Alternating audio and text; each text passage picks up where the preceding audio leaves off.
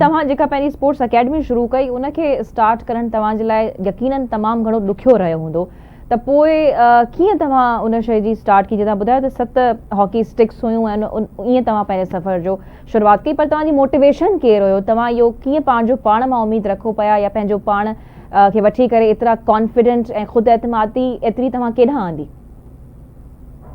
जी मूंखे जेको आहे त मूं पाण हॉकी स्टार्ट कई 8 सालनि जी एज खां।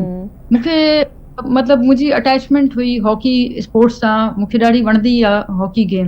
मुंहिंजी दिलि चवंदी हुई त मां ही गेम खेॾां। जॾहिं मां स्कूल में आया मां स्टडी कयो त बाद में मूंखे इहा बि नॉलेज आई त हॉकी असांजो नेशनल गेम आहे। त उन मुंहिंजे लाइ हिकु वध में वधी वई ऐं मुंहिंजी जेका ज़ाती सैलरी हुई पॉकेट मनी हुई उहो मां पंहिंजी जेके कुझु ख्वाहिशात खे घटि करे ऐं पंहिंजी जेके बि शयूं हुयूं जेके ख़र्चा हुया उन्हनि खे घटि करे मूं जेको आहे तव्हां ॾिसो त हॉकी टीम ठाहिण लाइ 11 खिलाड़ी हिकिड़े टाइम ते ग्राउंड में खेॾंदा आहिनि त असांखे घटि में घटि 11 हॉकी स्टिक्स जी ज़रूरत हुई।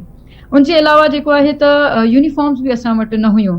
ज़ाहिरी ॻाल्हि आहे अगरि एज़ अ टीम असां वञूं था कंहिं बि ज़िले में खेॾण लाइ त असां वटि शर्ट्स बि न हुयूं यूनिफॉर्म बि हुयूं। इन्हनि सभिनी शयुनि लाइ सपोर्ट जी ज़रूरत हुई। लेकिन इहो जेसि ताईं कोई असां कंहिंखे ॾेखारियूं न त हिते हिकु जैकबाद में टीम आहे त उन में असांखे टाइम पियो ट्रेनिंग में बि ऐं ओतिरे ताईं ऐं हींअर बि मां पंहिंजी जेब खां ई कोशिशि कयां थी।